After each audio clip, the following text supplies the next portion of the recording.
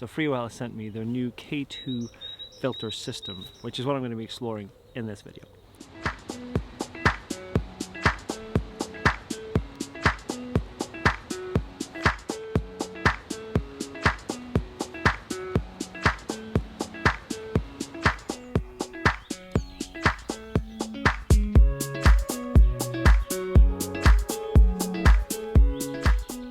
I'll be showing you guys what FreeWell has sent me, but bear in mind, if you follow the link, which will at the moment take you to Indiegogo, the various packages that you can sign up to depending on how you shoot, if you film, if you're a landscape photographer, and so on. The Indiegogo campaign still has a little bit of time left, so you might be able to get an early bird discount. If you're a little bit later watching this video, you can still use the link and you can go and purchase it once they're made available. The main K2 package here to get is really nice and solid box, by the way. Just the packaging itself screams of quality. And here you can find 4 different adapter rings. So with it, they supply the 67mm, 72, 77 and 82mm adapter rings. 82 is as wide as it goes. Then we got the main base. It basically has a bottom cover. You just push these bits on the side in to attach it and unattach it, the same as you will when you attach it to the adapter rings. The front, we got a magnetic cover, and I already have attached the VND, variable neutral density filter 1 to 5, which is on one side. If you turn it around, there's a circular polarizer, CPL. And inside here is the VND base, which you kind of need to attach to use these other filters, and that takes one stop of light in itself. As I've shown in a different FreeWell video, really easy to use. It's got numbers on the side here, which you align with the triangle depending on how much you want to darken the scene. Now, if you need to darken it even more, you can take this off, and you can use the other VND, which is a 6 to 9 stop VND on one side. On the other side is an ND32 circular polarizer. And this is what I'll be showing you guys going down to a waterfall nearby me. I'll use the circular polarizer with the ND32 to darken the scene and also take off reflections in the water. Now, one of the big benefits of the K2 system is the adaptability. You can pull these half rings or little quarter rings here back, and then we got room here to put in neutral density filters. FreeWell has also provided me with some additional filters. So this is a 0.9 soft grad filter, so I can actually use that behind the circular polarizer or the variable ND filter. So I'll show you guys that when we're down at the waterfall, and I'll use this to darken the sky. They also provided me with a snow mist filter. Now, FreeWell also kindly sent me a 62mm adapter ring for my smallest lenses.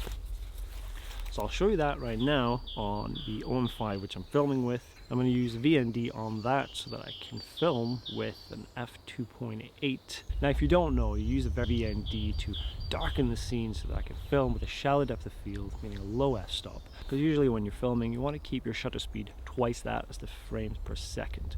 So if I'm shooting at 24 frames per second, that means a shutter speed of 48th of a second. Very often wildlife, I tend to film at 50 frames per second, shutter speed of 100th of a second, and that's quite slow. So that means that sometimes if I don't have a filter, I'm forced to use a higher f-stop to get a correct exposure. And that's why I use the variable ND filters, darken the scene so I can shoot with a shallow depth of field. I'll show you guys right now the difference with using one and not using one, and then I'm going to show you guys how I would set it up for filming wildlife. So this is filming with the one-stop VND, so I can film with an f2.8 and get a shallow depth of field background. I'll take it off and I'll see the difference. So now what I've done is I'm filming without the filter, but now I'm forced to use an f-stop of 6.3, so slightly less shallow depth of field behind me.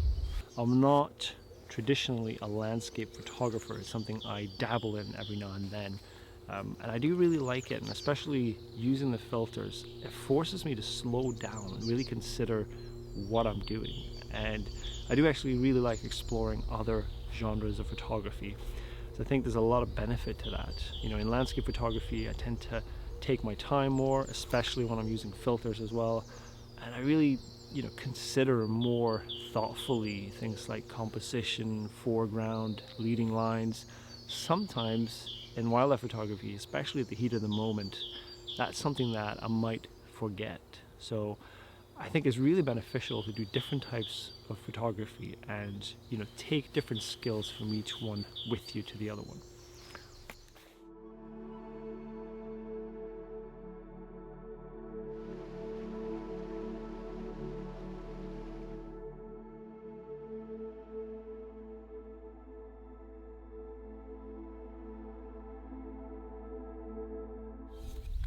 In order to keep a low f-stop and shallow depth of field when I'm filming wildlife, I can use the K2 VND. I attach a 72mm adapter ring to the front of my 100-400 lens, and then attach the master base and the VND 1 to 5 stops on it. Take off the cap, twist the filter to get my exposure. Now I'm ready to film nature documentary. The red squirrel, always on the lookout for an easy meal. It's spring, and this squirrel is molting its winter coat.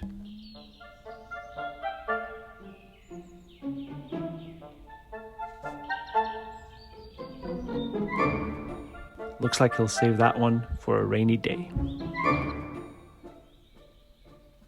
I have made a review video of the FreeWell filter system before, a slightly smaller package, and I remember a question that came up in the comments was if the magnetism of this filter actually, holds it in place, or if it will fall off. But it's very sturdy, and you can see in this video I was out shooting a waterfall yesterday, and I'm just walking around with my camera in hand. I'm using the circular polarizer. It's just held in place by the magnet, and I'm walking around with the camera all over the place, and I'm not worried for a second that that's going to fall off. I've used the FreeWell filters before, and I have to say the quality is excellent. If you are interested in the FreeWell K2 filter system, do check out their Kickstarter just now, and you may still be able to get an early bird discount. Thank you guys so much for watching. I'll see you next time.